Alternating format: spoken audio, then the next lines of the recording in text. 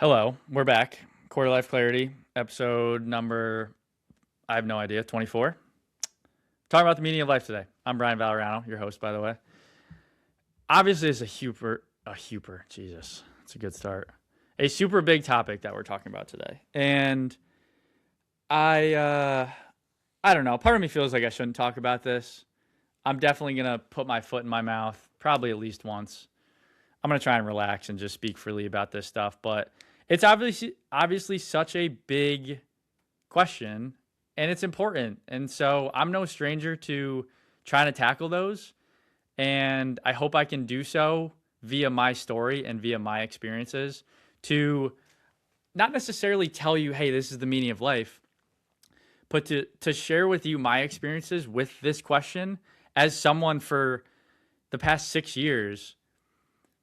Like I've tried to figure this question out relentlessly, I think, in the past 6 years.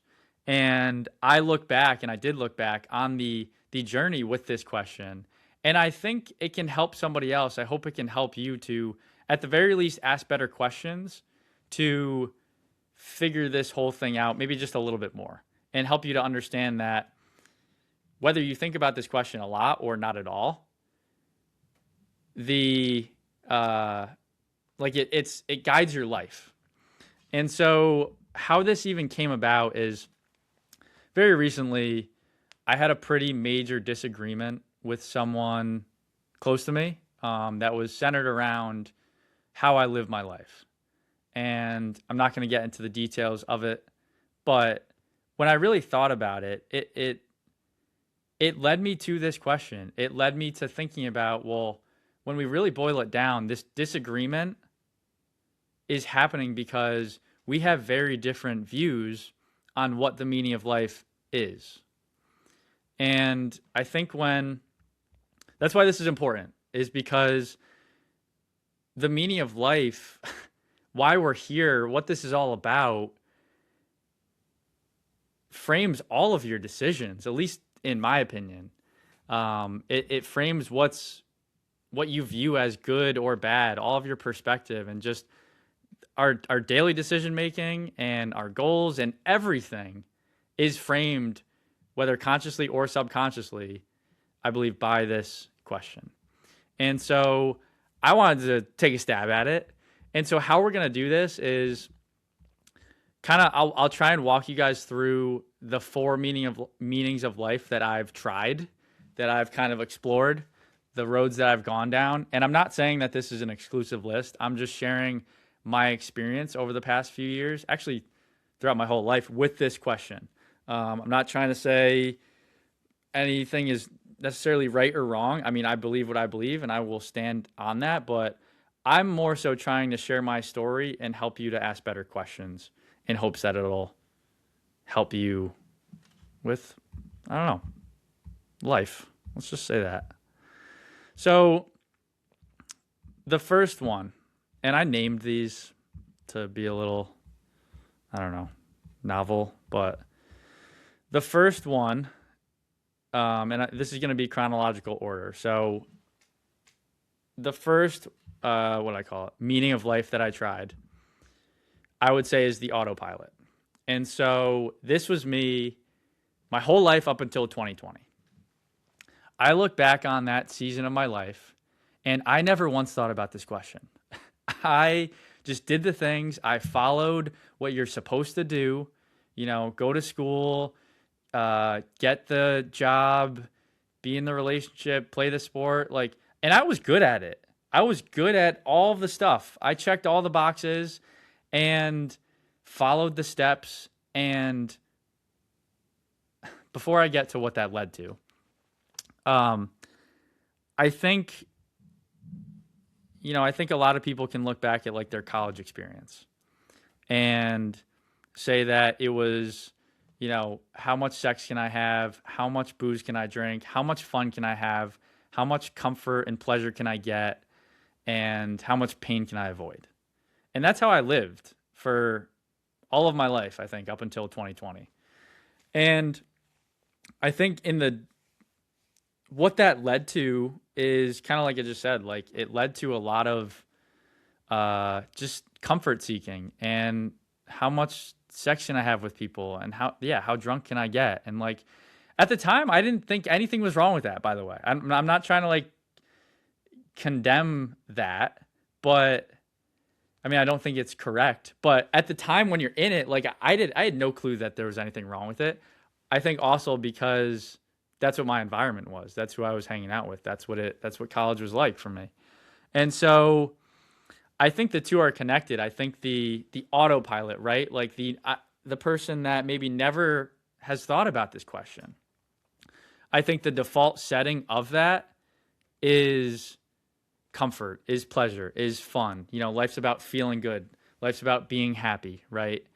And I want to play this video from Will Smith, whether you like him or not, since the whole like punching incident. Maybe he's in the Epstein files too. Like I don't freaking know. But regardless, we're just looking at this clip. I'm gonna just share it with you guys, and the audio quality is not gonna be great, but I think it sheds some light on this whole autopilot mindset that I think when we go a little bit deeper, it is that seeking comfort, fun, happiness, avoiding pain. People talk about rock bottom, that when you hit rock bottom is when you'll make a change. But there's a corresponding place that I call cliff top, right? Like you could be too high? Where you get so high that you realize literally none of the stuff can make you happy. Right. After you can get to the end of the material world. You get to the end of money. You get to the end of sex. You know, you get to the end of fame. You have so much, and then you like go off of a cliff into the same kind of abyss that you'd be scared of slipping into at rock bottom. Right, where life loses all of its ability to sustain and please you. Right. And then the only thing that's left, the same. All right, that's enough. Why I say that is because I think it's important with each one of these. I think it's important to look at the end of it, right? Like, what does the end of it look like? And a lot of us have, Will Smith has experienced the end of it, like he talked about. I mean, you and I, normal people, don't really know what the end of, right, sex, drugs, drinking, fame, success, all of that stuff looks like. And I think that's a shame because, not a shame that we don't experience it, but that thinking or this, right, meaning of life is a shame because so many of us won't get there. We won't experience the end of this comfort, and so we're always kind of chasing it. We're always on the hamster wheel of getting, right, kind of what Will Smith has gotten in his life, the success, the fame, the sex with whoever he wants, the money, all of it. And I think there's people that spend their whole lives pursuing that. But I think what we can take from Will Smith is, and plenty of other people, Dan Bilzerian, someone that comes to mind too, of just you got everything, you got all the materials, you got all the things, and it drove you off a cliff. And so, again, like this first phase for me was just the subconscious, like, idea that life is about comfort, having fun, and avoiding pain, and this whole autopilot mindset of, I don't even think about this question. And I'm following what's normal, and I'm following what other people do. And I don't know. I hope that makes sense, but I think it's a poor path. And why I say that is because for me, that ultimately led to, in 2020, my rock bottom when, like, I mean, I've talked about this before, but breakup happens, and that was devastating for me. And that led me to thinking about my career a bit more and just my life as a whole. And I realized the decisions that I were making were, I don't want to say not my own, because that's a cop-out.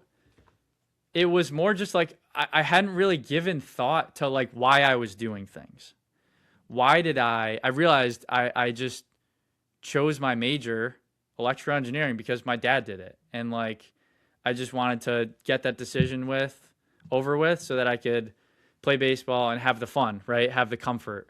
And that eventually culminated in this rock bottom of like, I don't know what my life is. You know, I was doing all the steps. I was following what I'm told is correct. And it led me here. And this place feels so wrong. I was depressed. I had no clue what life was about. And all these questions started to come about. And so that's where I think this whole the autopilot thing can lead us astray, and for me, it culminated in a lot of pain, in depression, but it also led me to asking a lot of these great questions about life, and how can I kind of avoid this pain that I feel now at any point in the future. And so that is when, life. God, what do I keep calling? Life, meaning of life that I've tried, number 2, I'm calling the behavior modifier. Okay. So like I said, rock bottom, which like, I know I wasn't like dying, but it was serious. Like I had never gone through anything crazy or that like anything that resembled that much pain in my life.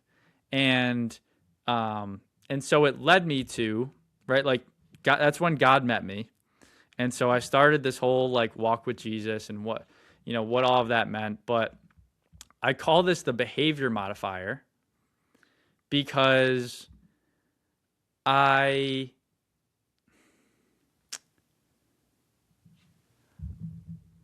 looked at the meaning of life now as how can I be the best person that I can be to avoid all this pain now.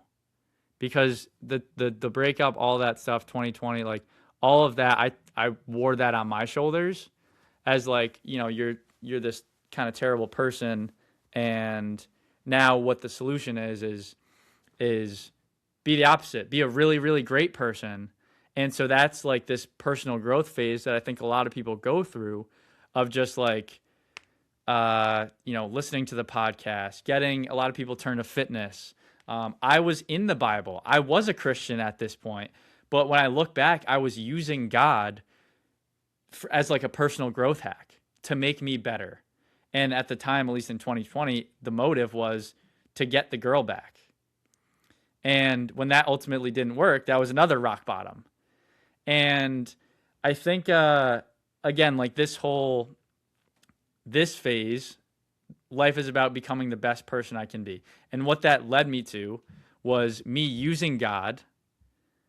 It led me to, I cut music out of my life. I was listening to so many podcasts, sermons, books. This was like the information age of my life. How much shit can I consume so that I can be better?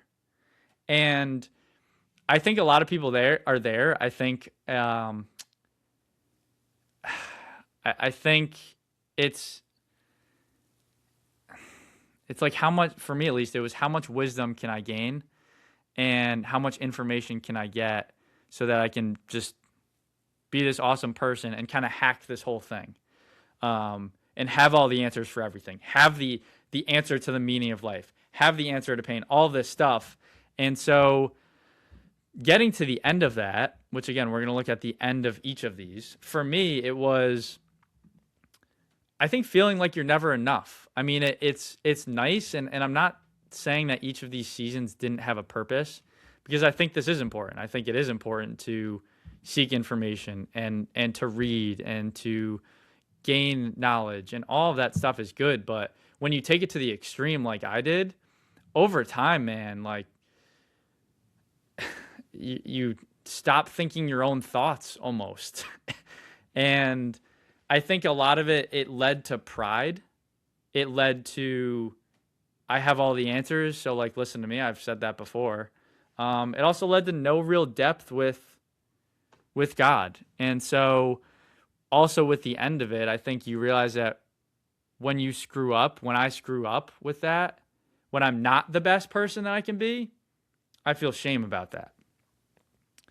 So again, the behavior modifier, that was an important season for me because it really like made me lock in and eventually become this person that I am today who values knowledge and values looking into these deep questions. But I think when you take that too far, it's like paralyzing. I feel like I didn't explain that super well, but I don't care. I think that's relatable enough. Number 3. Now we're getting into, for my story, 2022 to 2025. I'm calling this the out of orderer. I don't know if that's a word, but the out of orderer. And so for me, this was when I prioritized career, work, and impact over absolutely everything else. I lived under the assumption that life is about impact, it's about hard work, and it's about contribution. Again, just like the last one, those are not bad things, okay? I think we are here to serve. We are here to have an impact on others. We are here to work hard and to have a contribution. Just like I believe we're here to gain wisdom, going back to the last one.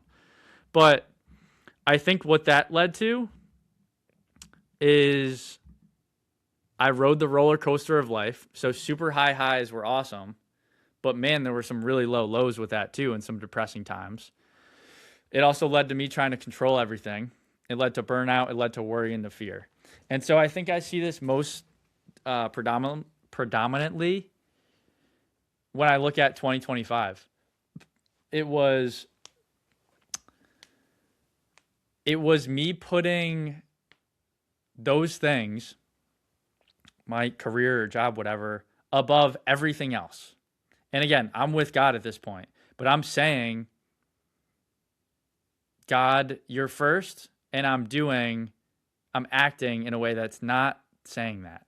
I'm killing myself. I'm working way too hard and trying to make everything perfect, and I'm burning myself out. And I did burn myself out. I got to September and I was like, guys, I gotta leave. I gotta take some time off because I'm killing myself and I'm not seeing any results. And it's killing me to not be making this impact, to be giving or helping people in the way that I know I can. And it's just, if a social media post did well or if a podcast episode did well, I was super pumped. I could ride that high. If I had a good week of work, freaking awesome. I'm pumped. But if I didn't, I'm pissed. I'm depressed. I'm worthless. There's this despair that you go into. And so when I say the out of order, again, these are good things, but when you make them the ultimate thing, and for me, like what I would say, when you put them above God, then it's a disaster, in my opinion, because of that whole riding the roller coaster of if it goes well, great, and I'm great, but if it doesn't, I'm a mess. And so that's kind of where I got to the end of it, of just like completely almost taking this thing on as my identity and thinking that I'm a failure because I'm not contributing, I'm not making an impact on all these people. Therefore, yeah, I'm a failure. I don't know how this is going, guys. But we're taking imperfect action this year. And so number four, I'm calling the surrenderer. And so, like I said, 2022 to 2025 was hyper career focused and work focused and work hard. And I'm an entrepreneur and this is what it's like. And it is hard, and just freaking grit your teeth, man. And that ended poorly. And I think with that too, even if you do get the success, even if I did have the success with work and all that stuff, something that comes to mind is I heard Judah Smith say, who's a pastor, say, what's gotten you here is going to keep you here. And if hard work, gritting your teeth, all that stuff, like killing yourself, is what got you here, the success or whatever you're after, then more of it's going to keep you here. Which, I don't know, at least for me, I look back and it's like, dude, there was no sustainability there.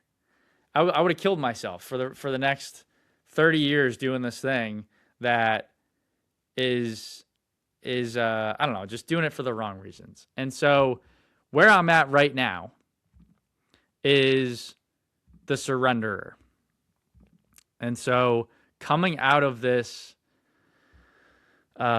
this season that I just kind of mentioned, where the out of order, where I put the career, I mean, other people put the relationship, which I've done, I talked about that, above kind of what I'm going to say is God here.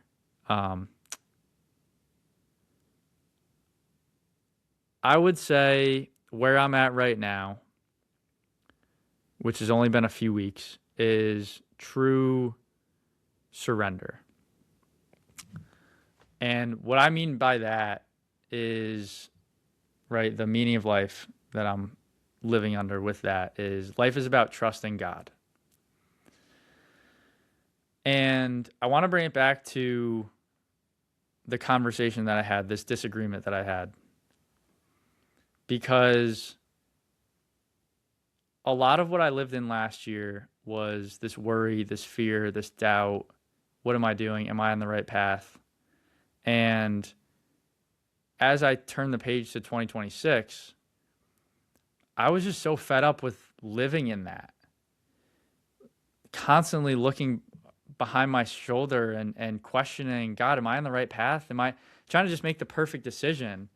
And I realized that all of it was a lack of surrender and a lack of trusting that God is good, that God has got a good plan for my life, that he is faithful, that all of the promises of the Bible are true, that he loves me so much that he's not going to let me walk off a cliff.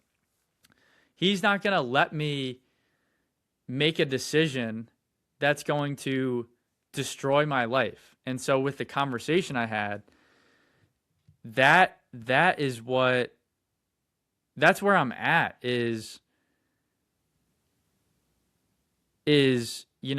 I know maybe the life that I'm living is not normal. It's not. I mean, I haven't made real money in a couple of years. Luckily, I still have plenty of it from shout out engineering job and parents that paid for my college, but it's a really nice place to get to when you realize, you know what? I'm not in control. And so worrying about this and having fear about the future is a lost cause. And I've really checked down to, seriously, what's the best I can do? Like, what can I do today? Do the best you can with what you have today. And that's it. And so I think what all of this has led to, for me at least, and it's only been a few weeks, but I've been the happiest that I've been maybe ever. I've had the most joy that I've had. I'm truly not fearing or worrying. I have more energy than I ever have. I'm freaking waking up at like 4 a.m. these days. A month ago, or 2 months ago, I would have said, I got to get like 9 hours of sleep or else I'm screwed. I'm much less anxious. I'm more disciplined. I feel secure. Not to mention, like, doors are opening. And so, I don't know. I think anyone who's hung on to God long enough, you get to this place where you're actually content and you believe that the promises of the Bible are actually true and they apply to you. And that's really where I'm at, because 2020, I surrendered. I surrendered my life to God. I was like, God, take it. Like, I can't do this myself. But surrender's, I was reading this in a book the other day. It's a one-time thing, and then it's a daily thing for forever. It's a decision that you make every day to surrender. And I think over time, I gave up, or I grabbed the steering wheel again. And where I'm at now is just truly God's good. All these promises are true. And what are you worrying about? If all of that's true, if you believe this stuff, then there's nothing to worry about.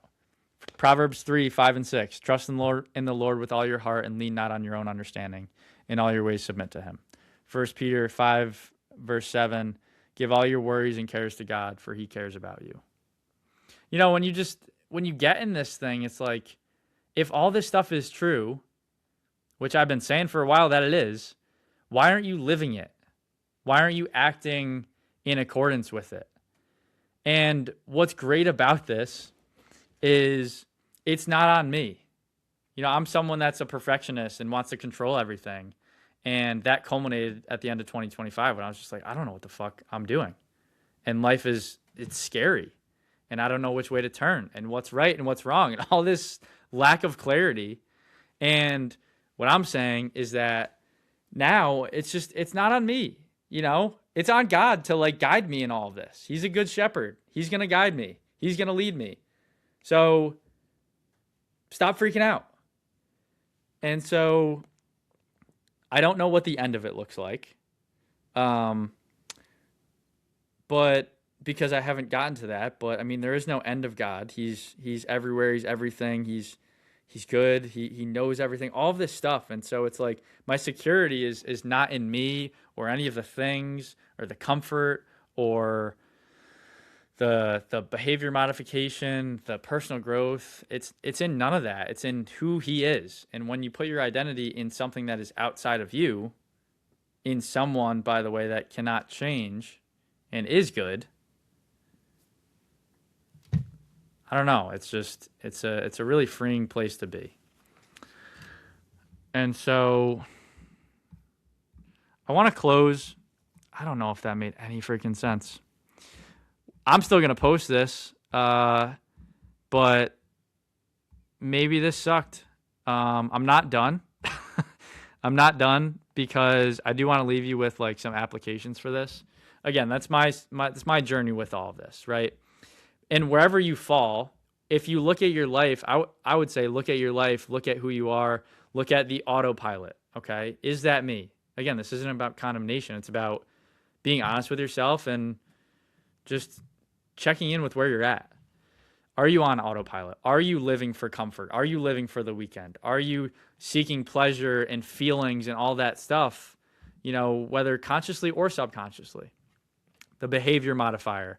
Are you someone that's trying to just be the best you can and earn your way to, I don't know, like a good life, and just be the best person that you can be and kind of grit your teeth and get there, be in the best shape, all this stuff? Or are you the out of order? Are you the person that, you know, all these are good things. A lot of this stuff is good things, but maybe they're just out of order. You know, maybe, like, again, I've been there, like the career is first or the relationship is first or the money is first. And when something goes wrong with that, you're in shambles and you ride the roller coaster of life. Or are you the surrenderer, which for me is the goal. And, you know, are you truly, you know, obviously if you're not a Christian, if you're not walking with Jesus, then, you know, you're not. But that's why I'm talking about this because, again, it's my experience. But I also, again, like I said, it's an awesome way to live right now. And I don't want to just boil down God to, again, this personal growth hack. But I think, you know, when we can actually surrender and realize it's not on you, I mean, we put so much pressure on ourselves.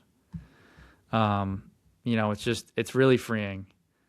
D.L. Moody has a quote that says, let God have your life. He can do more with it than you can. And that's it. You know, that's it. It's like, all right, God's got a good plan for my life. He's got a good plan for each and every one of our lives. It's like, how much do you believe that? I'm choosing to believe and live 100%. If this is all true, if it's not true, then I am crazy. And this disagreement that I had, they are right. But if this stuff is true and God is who he says he is, then, you know, I'm okay. And I'm gonna let this thing run its course and we're gonna see what happens. And so the applications, like a few questions that I would pose to you to ask is, and just figuring out what you're living the meaning of life to be right now. One thing, what gives you the most joy when it's going well and the most anguish when it's not going well? I think that's a pretty good indication of where your security is and what you kind of think the meaning of life is. I would also say, what does the end of it look like? If you continue to just live off of the assumptions that you're living off of, what does the end of that look like? And honestly, dude, like I would tell you, just explore, try stuff, examine your current belief. Maybe it's wrong, like I did. Especially, it's hard to do this if you're on autopilot, but just play the game of, what is the meaning of life I'm living under? And how could it maybe be wrong? I mean, I'll do that too. I think, I don't know, Ted Lasso said it best, be curious, not judgmental.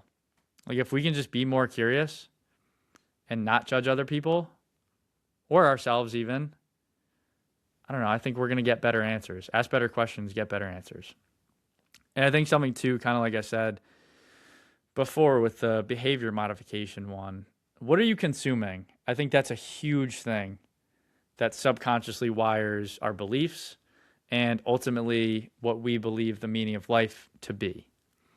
And so that includes the people you hang out with, what you're looking at online, who you follow, the podcasts you listen to. I heard yesterday in the sermon from church, at the church I go to, the pastor said we're consuming 30,000 words a day, which is like, I don't know, 20 more thousand than we were before the iPhone. And it's like, dude, that's so much. And all of those words, I think, play into this question. And I think the sad part is, I think a lot of us don't question the map that we're living under. The map of, okay, what is the meaning of life? And where is that leading me? That's why I think it's important to look at the end of this. It's a scary question to ask, I think, but I think when you're not afraid of what the answer might be and you actually just explore it with, I don't know, maybe minimal expectations, or if you do what I did and just fucking go balls to the wall and need answers badly because you're in so much pain. I don't know. I know this episode didn't go that well, at least as I'm sitting here just thinking about it, but I think at the very least, I hope it maybe questioned you a little bit and helped you to ask a little bit better questions and at least examine how you're living your life right now. And I hope my story shed some light on your situation as well. So with that, please ask me questions about this if you do have them. Like, this is supposed to be a dialogue. This is meant to spark conversation and, help you kind of make sense of your life. I don't have all the answers, but I'm going to try and help as best I can. So I want to talk to people that maybe this hit with, or it didn't hit with, or you have follow-up questions. What is surrender? What's this whole Christianity thing you're talking about? How do I know if I'm on autopilot? I don't know. Like, all I'm saying is I'm here to talk about it. And so I appreciate you tuning in. I did the best I could with it. And hope you guys tune in again next week.